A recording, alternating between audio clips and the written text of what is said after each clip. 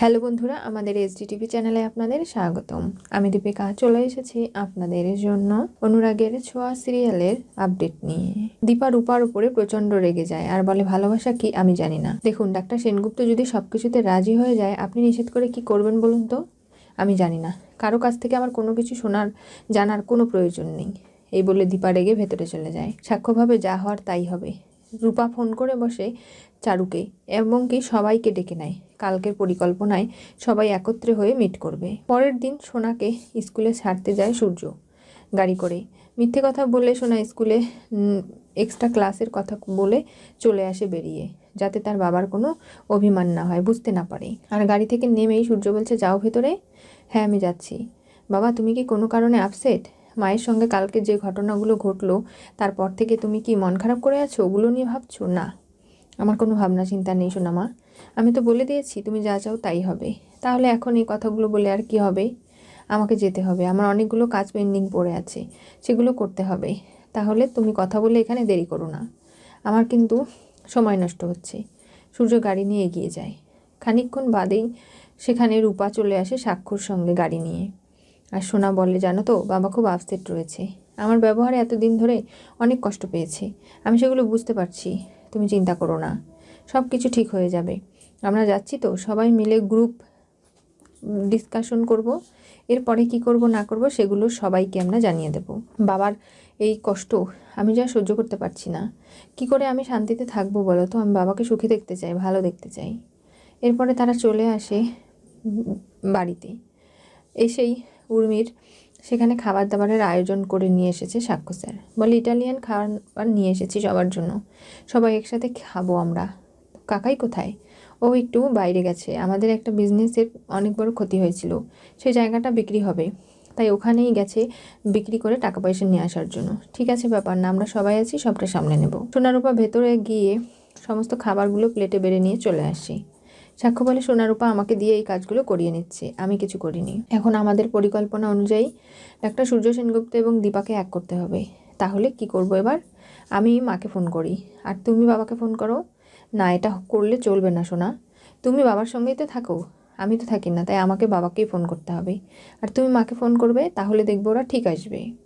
আমাদের পরিকল্পনাগুলো সঠিক হবে তো?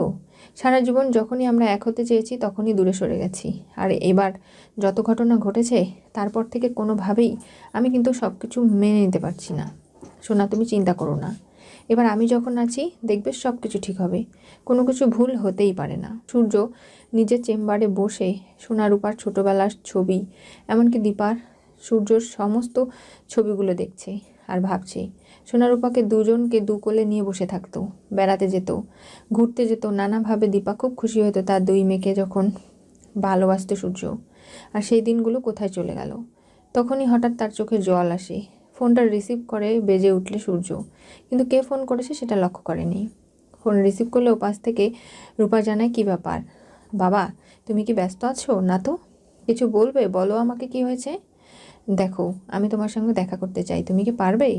হ্যাঁ, কেন পারবো না, 1 ঘন্টা পরে দা ক্যাফেতে, 12 নম্বর টেবিল, তুমি আসবে তো আমার সঙ্গে দেখা করতে? রূপা মা ডেকেছে আর যাবে না তার বাবা? এটা হতে পারে না। তুমি যখন যেখানে বললো আমি সেখানেই তোমার সঙ্গে গিয়ে দেখা করবো, আমি 1 ঘন্টা পরে আসছি। তুমি চিন্তা করো না, আমার যত কাজ থাক সব কিছু ফেলে রেখে হলেও আমি আসবো। রূপার কাজ হয়ে যায়। এরপরে সোনার পালা।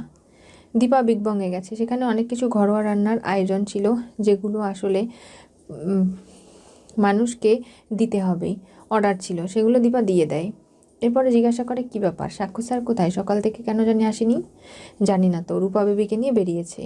কেন, কিছু হয়েছে কি? না, এমনিতেই বেরিয়েছে, বাবা মেয়ে। ঠিক আছে। তখনই হঠাৎ দীপার কাছে একটা ফোন আসে। ওপাশ থেকে সোনা বলে, মা, তুই আমাকে মা বলে ডাকলি? হ্যাঁ, আজকে তোমার সঙ্গে আমি দেখা করতে চাই, তুমি আসবে? কেন আসবো না?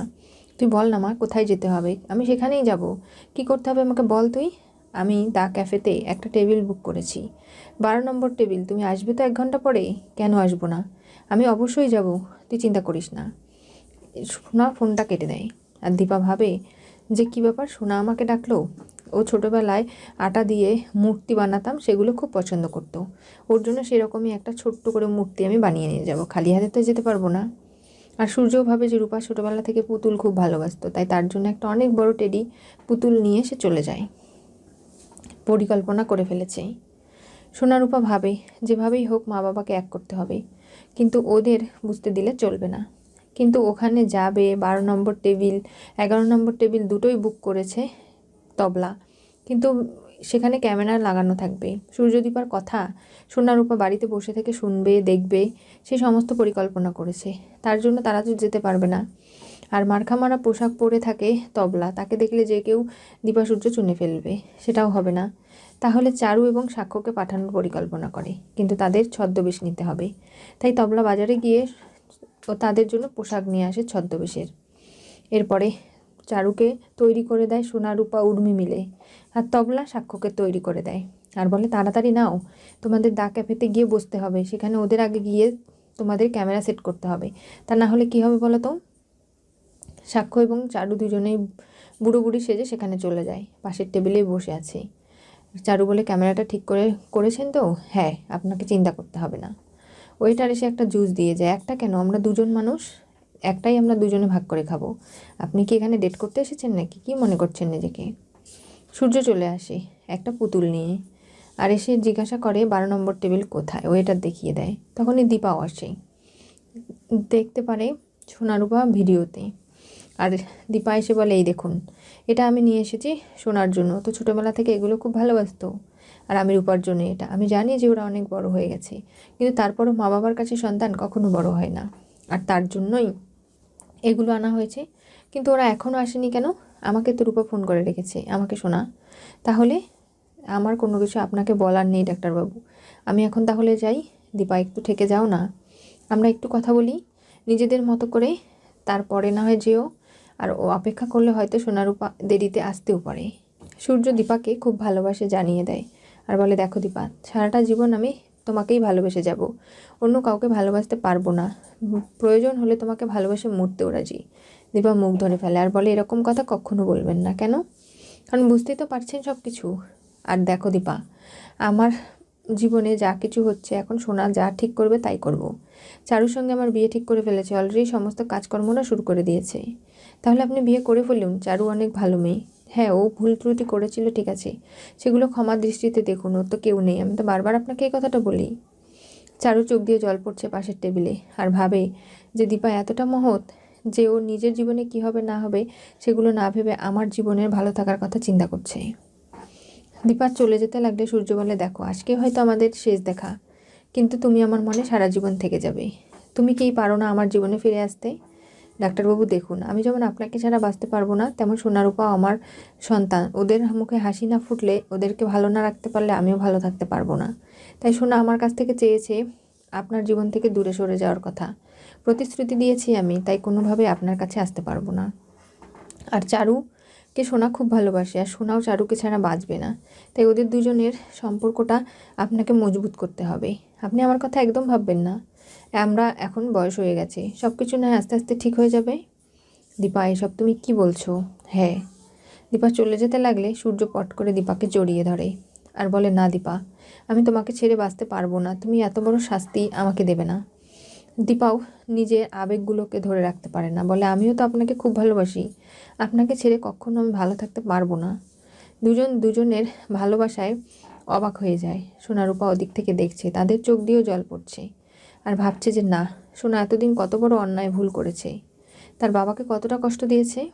এরপরে দীপা যখন টের পায়, তখন সূর্যর কাছ থেকে দূরে সরে যায় আর নিজেকে সামলে নেয়। সূর্যকে বলে যে, দেখুন, যা কিছু হচ্ছে সেগুলোই হয়তো আমাদের মেনে নেওয়ার দরকার, তাছাড়া আর কী করব। তবে সোনারূপা কেন এই কাজটা করলো আমাদের জানতে হবে। সোনাকে একটা ফোন করি। ফোন করলে সোনা ফোন রিসিভ করে, বলে, কি ব্যাপার, তুমি আমাকে এখানে ডাকলে অথচ আসনি কেন? আমি ভেবেছি শেষবারের মতো বাবা মা তোমরা দুজনে কথা বলো, এরপরে আর কথা হবে কি না আমাদের কোনো কথা নেই, সব কথা শেষ হয়ে গেছে, বুঝেছো তুমি? এরকম আমাদের সঙ্গে ঠাট্টা না করলেও পারতে, এগুলো কিন্তু মোটেও ভালো করোনি। দেখুন ডাক্তারবাবু, আমার কিন্তু মনে হচ্ছে সোনার উপর কোনো পরিকল্পনা রয়েছে, যার কারণে ওরা এরকম একটা কাজ করেছে। তাই আমি ওদের সামনাসামনি গিয়ে জিজ্ঞাসা করতে চাই, কেন, কী কারণে এই ঘটনাগুলো ওরা ঘটালো। চলুন আপনি, আমরা দুজনে যাই। সোনারূপা খানিকটা ঘাবড়ে যায়। উর্মি বলে যে, না, ওরা এখানে এলেও আমাদের নিজেদের যে অভিনয় সেটা চালিয়ে যেতে হবে, ওদের কোনোভাবে বুঝতে দিলে চলবে না। কি হতে চলেছে অনুরাগের ছোঁয়া সিরিয়ালের পরবর্তী টুইস্টে দীপাকে সূর্য জড়িয়ে ধরে প্রপোজ করলো। সোনা রূপা একসাথে দেখা করার ব্যবস্থা করায়। আজকে সোনা রূপা দুজনে মিলে যেভাবে মা বাবাকে এক করছে, কিন্তু সূর্যদীপা সেটা জানেও না। তাদের জন্য এটা সারপ্রাইজ। সূর্যদীপা দুজনেই জানে চারুর সঙ্গে বিয়ে, কিন্তু না, আসলে তাদের দুই মেয়ে মিলে সূর্য এবং দীপারই আবারও বিয়ে দেবে। সেটা তাদের বুঝতেও দেবে না। আর দীপা তার দুই মেয়ের পরিকল্পনা কখনো জানতেও পারবে না। সোনা রূপা এক হলে কি তাদের পরিকল্পনা ছোট থেকে কেউ জানতে পারেনি, এখন জানবে?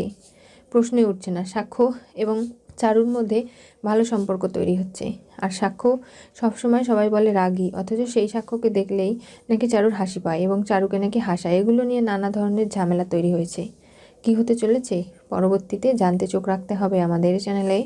পাশে থাকা বেল আইকনটি অবশ্যই করে ক্লিক করুন।